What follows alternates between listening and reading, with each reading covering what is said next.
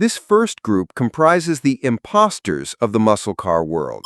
These are vehicles that may possess the requisite two doors and aggressive styling cues, but fundamentally lack the one element that defines the genre: muscle. They were often the entry-level, budget-oriented versions of legendary nameplates designed to capitalize on a famous name without delivering the performance associated with it. For new enthusiasts, these cars represent a significant pitfall known as the base model trap. 1962 to 1964 Buick Wildcat. The early Buick Wildcat was a tweener, a car that attempted to be both a luxury cruiser and a performance machine, yet failed to master either role. It existed in an automotive no man's land, outgunned by true muscle cars and outluxed by other offerings within the Buick lineup. It was equipped with a potent 401 CI nailhead V8, producing 325 horsepower and an impressive 445 pound-feet of torque. However, burdened by a curb weight of nearly 4,700 pounds, its performance was respectable but not scintillating. A contemporary road test recorded a 0 to 60 mph time of 8.3 seconds, a figure easily bested by lighter intermediates. Critically, the Wildcat was less powerful than the contemporary Pontiac GTO and was considered less visually appealing than the Chevrolet Impala SS, two key competitors that ultimately captured the market's attention and sales. As a result, the Wildcat never sold well. Today, its value is stagnant, with Hagerty valuing a 1963 Wildcat Sport Coupe in number 3 condition at around $12,400. It remains a forgotten model that offers little to a modern collector besides high fuel bills and a floaty, disconnected ride. 1964 Mercury Comet Cyclone. Like the Wildcat, the Mercury Comet Cyclone was an attempt to create a muscle car from a standard passenger car platform. Despite being equipped with a decent engine, its excessive weight and uninspired styling caused it to get lost in the crowd.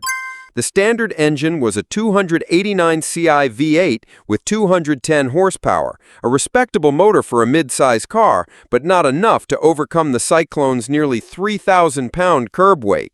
The result was poor handling compared to its more nimble peers and mediocre performance, with published 0 to 60 mph times in the high 9-second range. The styling was generic, featuring some muscle car hallmarks like bucket seats and special wheel covers, but it lacked a distinct identity to separate it from a standard, family-oriented Comet. While rare, high-performance factory drag versions are valuable, the common 289-powered cars that make up the bulk of the market are not considered strong investments. Recent sales of 1964 Comets range between $24,000 and $28,000, making them affordable but not a vehicle with significant appreciation potential. It is another almost car, a footnote in the muscle car story that is best avoided unless one finds an ultra-rare factory drag racing special. 1963 to 1964 Ford Falcon Sprint. The Falcon Sprint was the dress rehearsal for the Mustang, and it clearly shows its transitional nature.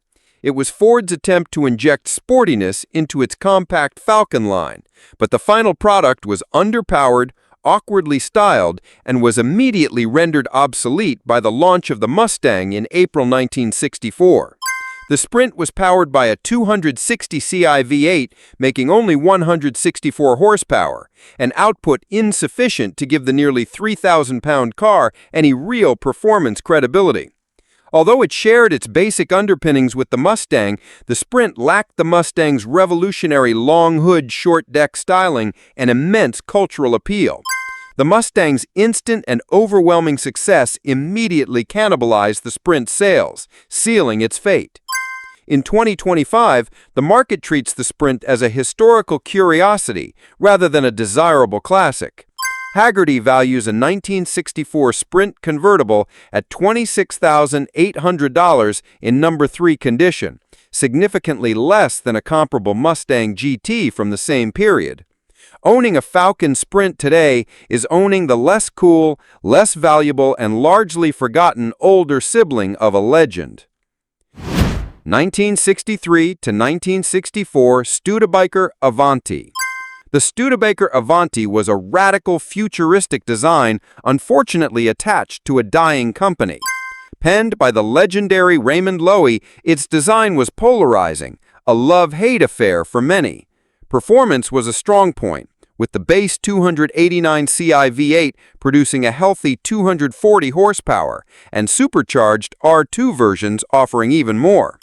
The car's fatal flaw was its fiberglass body, which proved to be a production nightmare. Studebaker, in partnership with the molded fiberglass body company, encountered massive problems with panel fit, finish quality, and production delays, which severely damaged the car's launch and the company's reputation.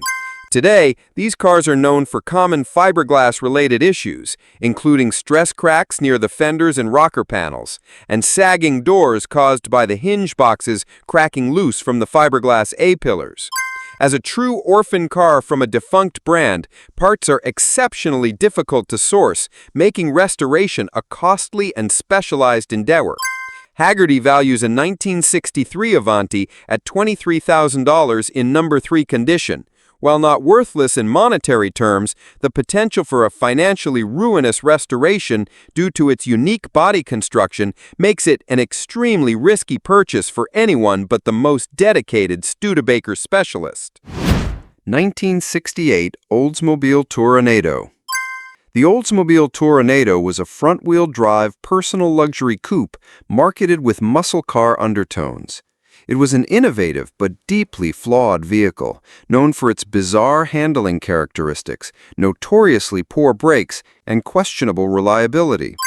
Its front-wheel drive layout, which placed over 60% of the car's 4,600-pound weight over the front wheels, resulted in peculiar handling dynamics, including severe understeer that could snap to oversteer under certain throttle conditions, along with extraordinary front tire wear.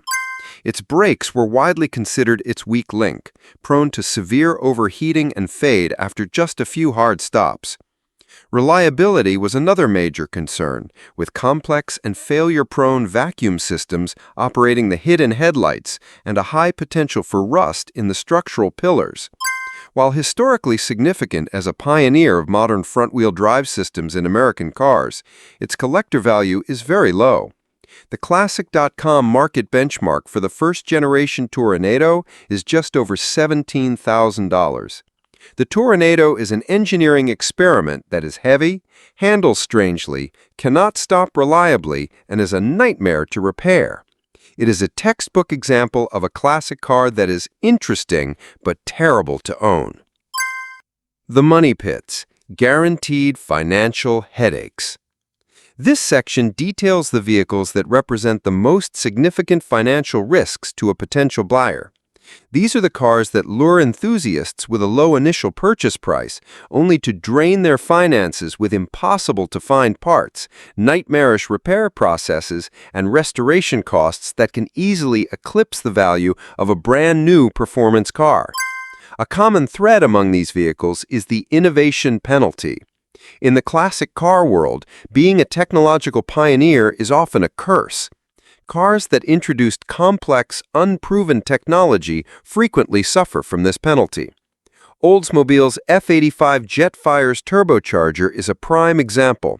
While historically significant as the first of its kind, its unreliability, the lack of contemporary mechanical understanding of forced induction, and the subsequent scarcity of its unique parts make it exceptionally difficult and expensive to maintain 6 decades later. The market values for these cars are suppressed despite their historical firsts. Groundbreaking innovation does not guarantee high value when it is tied to fundamental flaws. For long-term ownership and investment, the market values proven, reliable technology far more highly than flawed, pioneering technology. These cars are museum pieces, not practical classics.